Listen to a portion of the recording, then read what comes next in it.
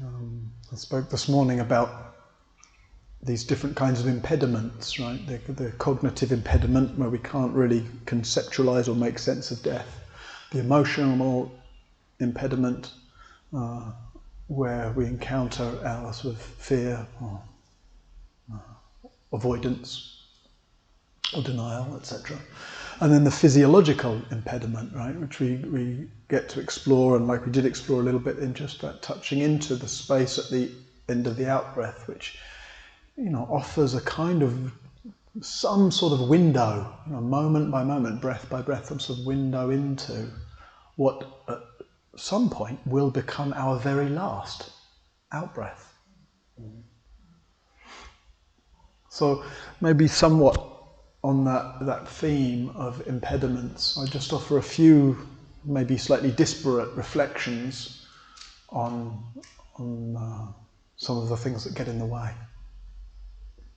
of us, at least going through life with a kind of quiet, open confidence in our capacity to meet death. It can never be a total confidence, right? If anyone feels very sure that they've completely befriended death and they're absolutely unafraid of death, okay. Because of course none of us will know until Lord Yama, who's the personification of death in the Buddhist tradition, you know, or the Grim Reaper is maybe a more culturally resonant one for some of us, actually raises their scythe, you know, under our throat. Then we'll find out how we'll meet death. And yet there may be moments of danger that you face, maybe, you know, where one has a near accident, or you get very sick, or something else that reminds us of the fragility of life, the proximity of death, or that actually exposes us in some way directly to the proximity of death. And in those moments you get to see what comes forth. You know? Because when the going gets tough, what tends to come forth are our strongest habits. So if our strongest habits are avoidance and reactivity and fear, that's what comes forth, right? And if the habits we've cultivated are ones of steadiness and openness, you know, then that's what comes forth. Whatever you feed, that's what grows. And so sometimes those moments of danger or sickness, actually, they show us, you know, how it's like they show us our current state of relationship to danger or to death, and actually, we can certainly grow in a very real kind of confidence that where on the one hand we're very clear, I don't know how it'll be at the moment of death, but at the same time the feeling that feeling of a certain kind of willingness to step into that breach, certain kind of confidence that where the feeling is of being able to go freely. And then even though we won't know for sure until the moment of death actually arrives, just the sense of being able to move through life with the kind of openness and confidence and relaxation, the sense that I'm able to go freely, that itself is really a great liberating heart's ease. One of the phrases that stands out, one of the phrases of the Buddha that stands out to me about this is this phrase of the bliss of blamelessness. The bliss of blamelessness. And it's used in regard to, you know, us living a life that we can basically feel good about. You know, a life that's a life of respect for others, a life of non-harming. And we can look at our life and know that there's really, you know, we're not generating ill will towards others, not behaving in ways that are in some way manipulative or harming or aggressive, etc. The bliss of blamelessness. And certainly one of the things that people report when death comes calling or when death comes near, regardless of, you know, how they think they might meet it, is some sense of the review of one's life. and the constellating around sources of regret, remorse, blame, etc.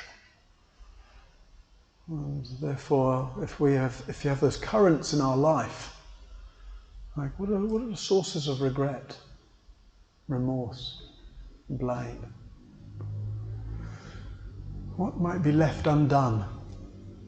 What might be in the way of being able to relax into the bliss of blamelessness?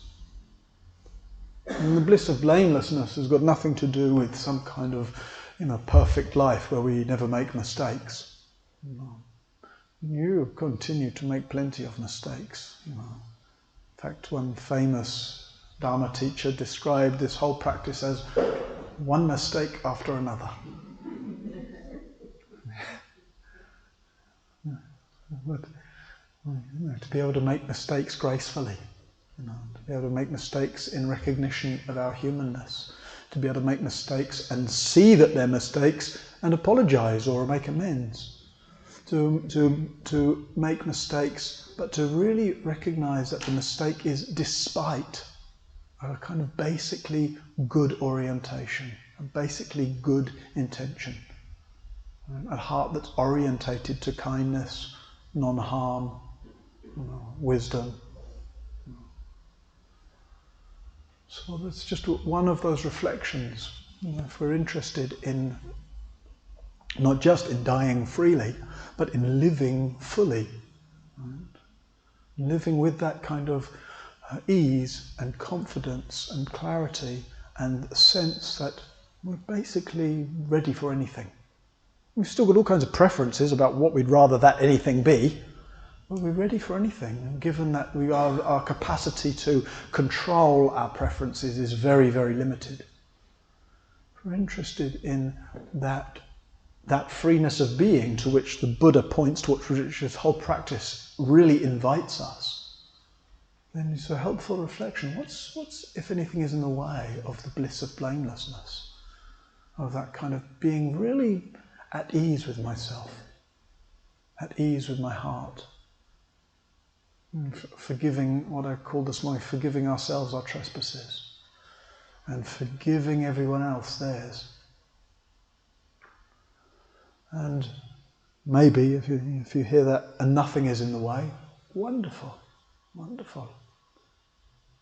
And keep looking. Maybe that nothing is in the way.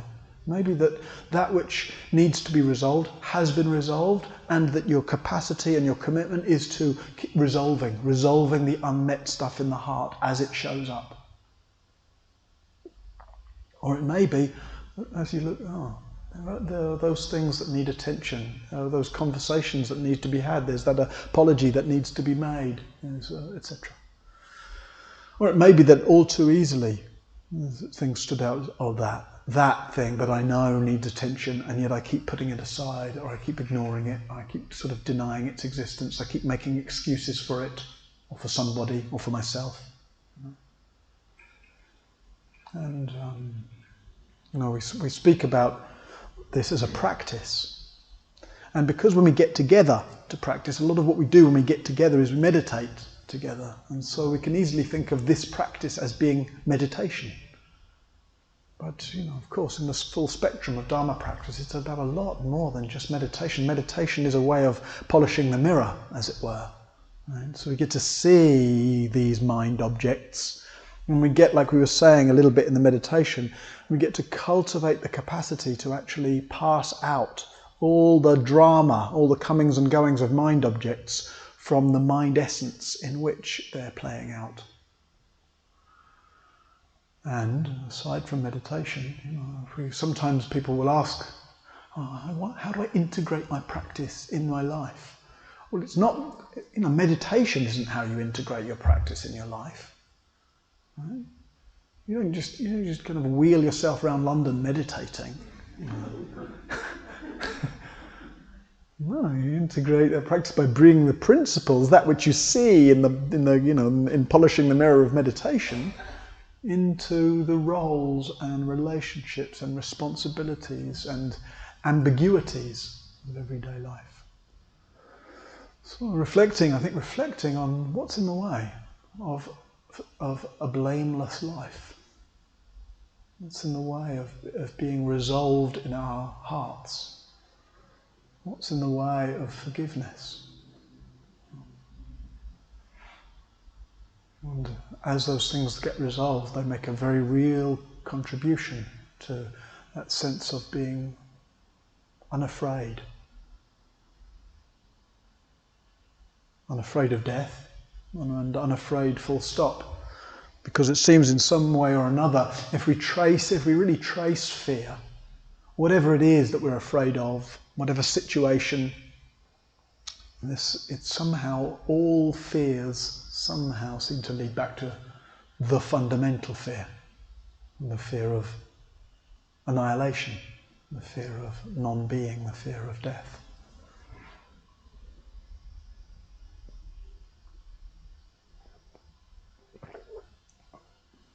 And then another reflection might touch on grief, the way death visits us in the form of other people's death, in the form of losing our loved ones.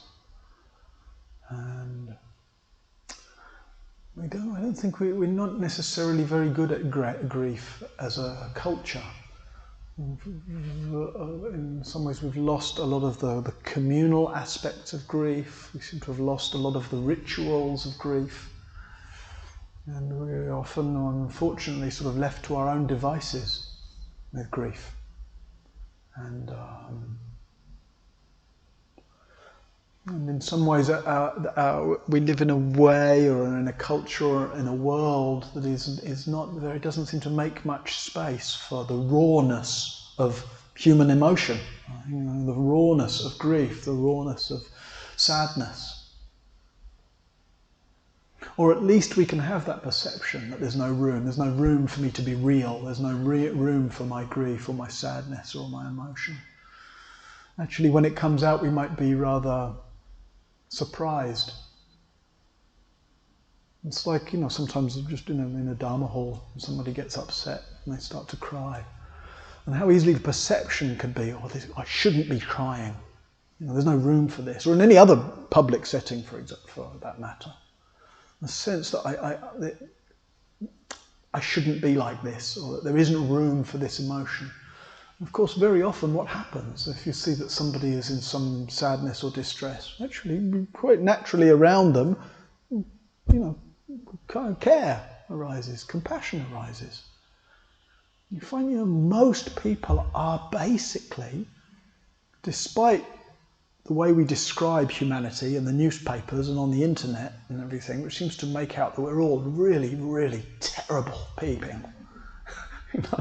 But mostly, within the kind of common interactions of humanity, you find most of us actually are motivated by the wish to be kind, to be supportive, to be helpful. We can so easily go around, especially in a large city, which sort of reinforces some sense of anonymity, right? Some sense that it's just every person for themselves going around. And yet, just yesterday, somebody I know had a minor bike accident, but just came off their bike, and shaken up, and initially concerned that they may have broken something. And then 1 minute cycling along in this kind of unfriendly city called London. And the next minute come off your bike, and to the person's surprise, of course, people care. Of course they do. And they come up and check they're okay, and take the bike out of the road and see if the person needs anything. So, just in terms of just the life of the heart in general, it's helpful the reminder there may be more room for our heart than we think. And when it comes to grief, and the particular kind of poignant expression of the heart that grief is, a lot of how to grieve well is just to make room for it, make room for the life of the heart, to make room for the sorrow. And of course, grief is painful. It hurts. It hurts. Grief is the heart in pain. Why is it in pain? Because of loss. Why is the loss painful? Because that which we've lost is what was beloved. It doesn't hurt when you lose something or someone that you don't care about. No, it hurts when you lose. It's because of the love. The love and the loss and the pain are all bound up with each other. In fact, the grief is love flavoured by absence, right? Loss. And so because it's painful, that's one of the reasons we somehow feel we can't or we don't want to make room for it. Or we do want to make room for it, but not now. I will definitely make room for it, but not here.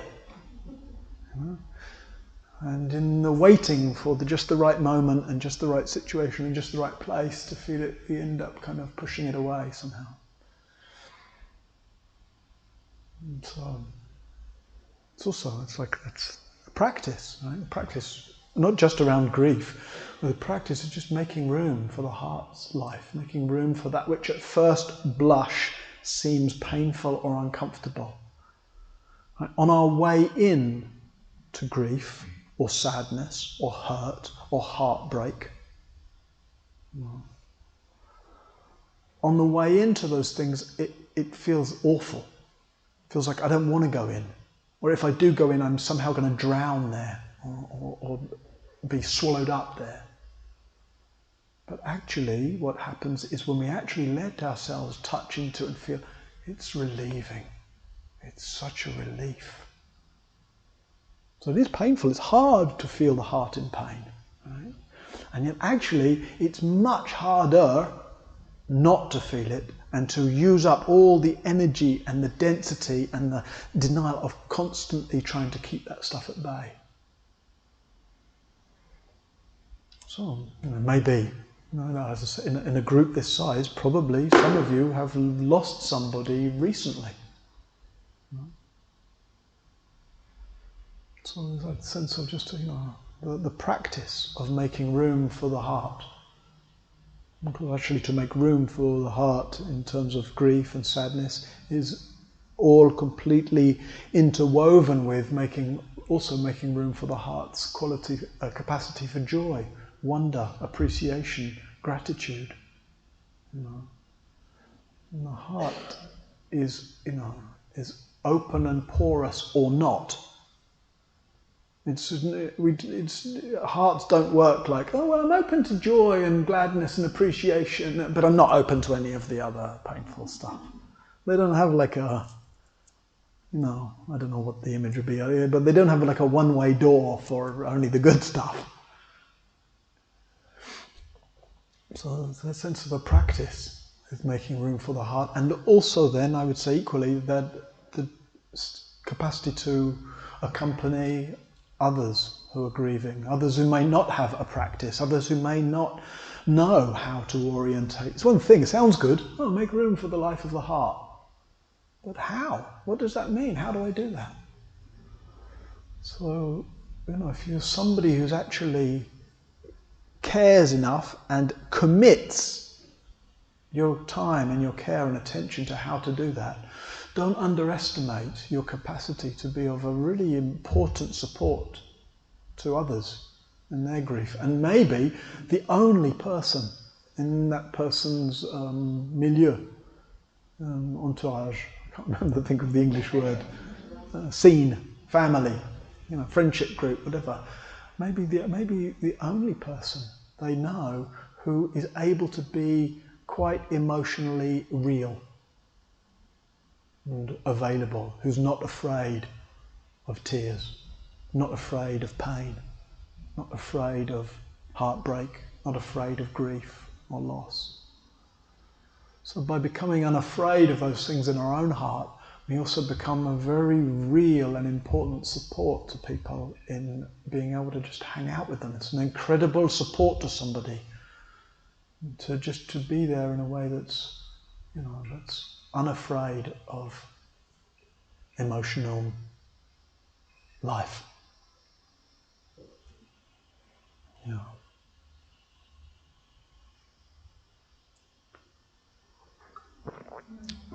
And then I'll just offer one third reflection, which is really to do with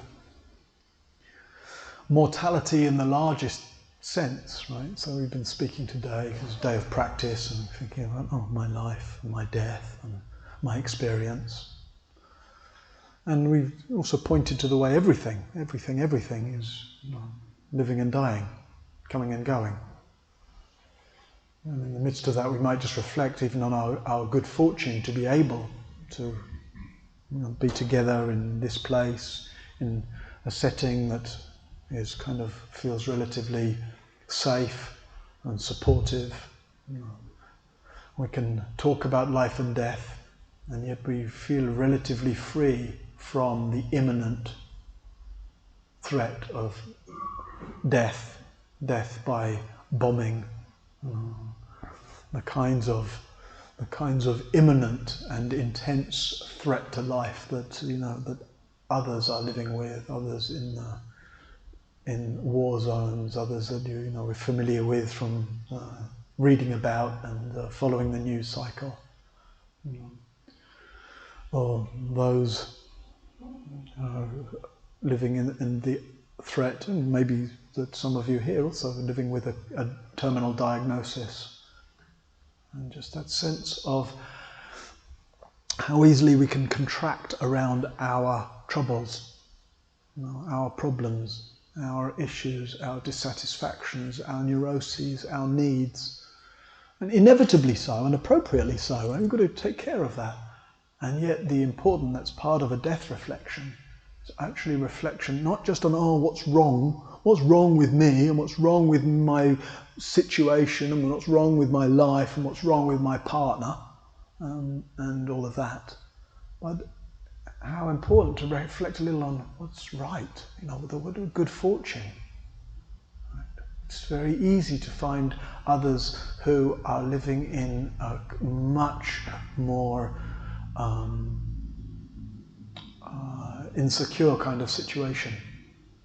Whether that's a physical insecurity, where their life is genuinely threatened, or whether it's just an emotionally insecure or unsafe situation, or whether it's people living in the within the danger and insecurity of their own very, very difficult mental landscape.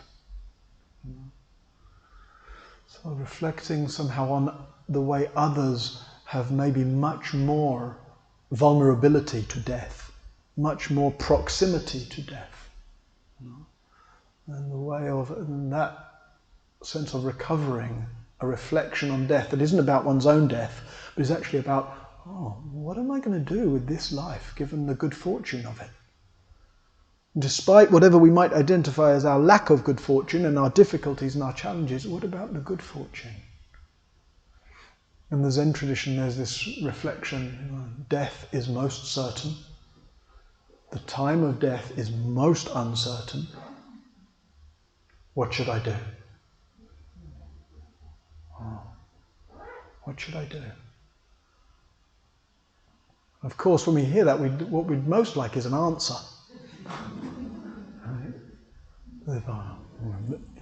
This, that, and the other. But that reflection doesn't really invite an answer. It invites a response, right? And it's a response that needs to be renewed and renewed and renewed and renewed.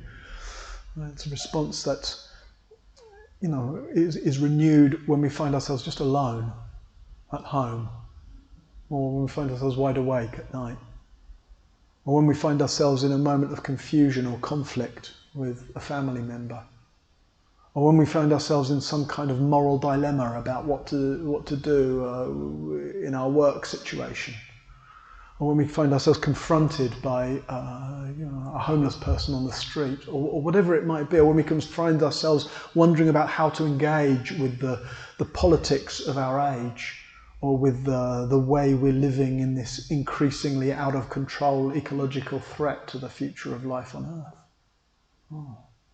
Death is most certain for you and me and everyone. And regardless of an unstable climate and a changing ecology, death is most certain for the entire planet anyway. I mean, we seem to be advancing the generational possibility of that by, alarmingly. And yet, whether human-caused, even within 1 or 2 generations, which is the sort of trajectory we're on, right, at the moment, or whether not, whether we manage to kind of either technologically fix some of that or have a kind of radical adjustment in sanity and kind of manage planetary resources in a whole different way. That's its own. And yet death is most certain. Planet will, I don't know what happens when a planet ends, but it will end in some way. The sun will burn out. Right? Oh. That widest sense, you, me, everyone, all generations, past, present and future, planets and stars. It's like, oh yeah, in breath, out breath, stillness. In breath, out breath, stillness, birth, death, mystery. Birth, death, mystery. So death is most certain. And the time of death is most uncertain. Mystery. How this happens. How long this will happen for. What this happening even is. What's the meaning of it? Mystery. And in the midst of this mystery and the uncertain time frame of this mystery, what should I do? That's such a good question. Right? Especially if we don't try to grasp for an answer. But rather that willingness. Oh, what should I do? What's a creative response to this moment? What's a wise response to this moment? What's a compassionate response to this situation I find myself in? What is it to live fully and die freely? And sometimes we come to a practice like this, and meditation seems to be about training our attention and opening our heart and understanding something about ourselves and being a little more well-adjusted or not, or being freer around being quite poorly adjusted or whatever. And there's this phrase in the tradition, good in the beginning, good in the middle, and good in the end. And almost inevitably, the beginning of our practice runs through with a certain kind of self-interest. I'm struggling with something in my life, or I'm struggling with just being alive, or I'm struggling with having a mind like this. It's kind of undisciplined and needy and greedy and weird. And the wish to kind of engage with that, and that's good. It's good in the beginning. It's good, just like kind of the willingness to look and sense and train and explore possibility. And as we do that, we inevitably find that it's not just about that. It's certainly can't be turned into the self-help project or a self-perfection project. That's often what we hope for. I'm going to meditate and I'm going to get shiny and shiny like a golden Buddha. Except those golden Buddhas, man, they don't seem very alive. They're very shiny, but being very shiny, the cost of being shiny is not very alive. Actually, I find we're embracing a messy life, a life of contradiction, a life of navigating each other and navigating all these moral complexities and navigating life and death and navigating unfairness and navigating a life which we deeply long to be somehow peaceful and beautiful and harmonious. And we're all going along that trajectory of deeply longing for that which is peaceful and beautiful and harmonious. And it's good that we have that longing, and we'll never get there. We'll never get there, neither individually, neither collectively. It is not the nature of the universe. It's not the nature of mind objects. It's not the nature of birth and death, that everything be beautiful and peaceful and harmonious. Where have you ever been? What have you ever seen? Who have you ever met that's perfectly beautiful and peaceful and harmonious? No. Life and death, pleasure and pain, gain and loss, success and failure, praise and blame, up and down, light and dark.